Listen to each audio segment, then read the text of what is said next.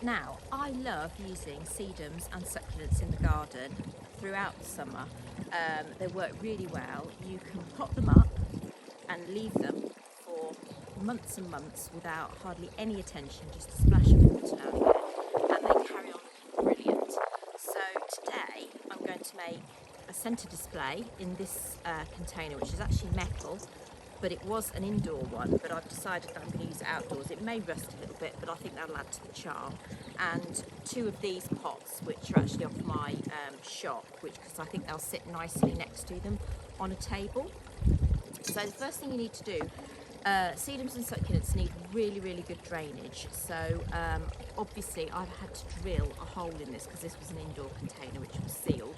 So drill a hole, make sure they've got a hole. These already have holes. And then I'm going to put a piece of broken pottery over the hole so that it doesn't get blocked.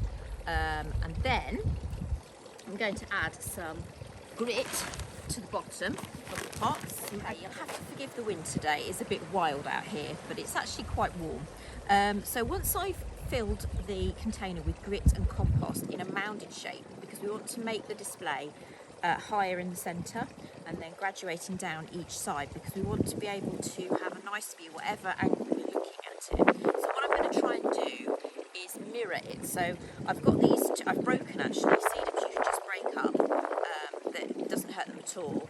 One pot into 2 or 3 bits, and I'm going to hang these trailing ones over the side, this side, so I'm going to mirror it on the back on this side.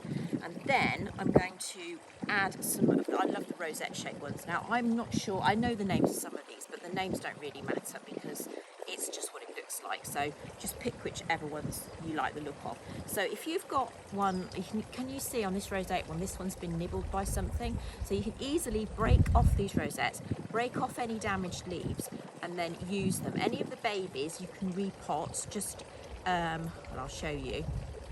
If you just break off a baby, well, that one's not so good because it didn't have anything on the bottom of it, but usually they have a little bit, yeah, there we go, a little bit of root there, or if they've grown on a long stem, you can just put the stem straight into another pot. So I could use it in this one or this side because I'm going to make the smaller versions, and just pop it in, and that will just carry on growing, no problem. Okay, so this is a good example. This one here, as you can see, has got some dying, shriveled up leaves. Just pull them off at the back. Excuse me. And we're going to lay them, the rosette ones. Do you see it has like a little stem there? We're going to lay them so that they're hanging over the side, but the roots are in contact with the soil behind, so that we're making a display that faces outwards. And then the next layer I'm going to do on top of these with a central one in the middle, just to slightly to the side, so that you're building up a lovely dome shape. So it looks a little bit like a flower display, but made of succulents.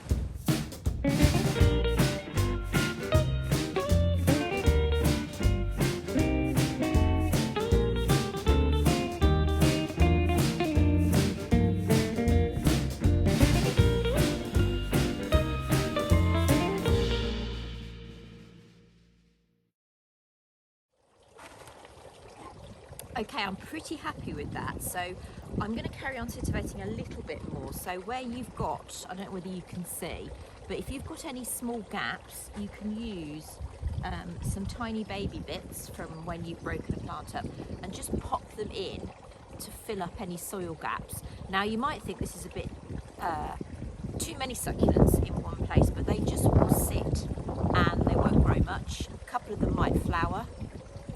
Because actually one of them, this one round here, if you can see, this one already has tiny flowers coming, but generally that will last probably 3 or 4 months before it needs any attention. Succulents don't need full sun. In fact, they can get scorched if they're in really hot sun, so partial shade is probably best. So in my outside room on a table, this will get sun for part of the day, and that will be perfect for it. When you water, you've got to be careful initially until all the roots knit together not to wash the soil out. So you need to just put little bits of water in, dotted all over very carefully. And I shall also try and blow out any bits of soil that have got stuck. So yeah, I'm going to now do the other 2 pots with the bits that are left over, just so that they sit together nicely. Right, there we are. It's actually starting to rain, so I've got to hurry up. So that's the centre display, and I've done these two which kind of sit well with it. So they are a nice low display, so that if you're eating dinner, everybody's got a nice view of the arrangements, and they don't impede your view of other people too. I'll set the table up maybe a little bit later when it stops raining, and just show you how it looks with all the place sittings out.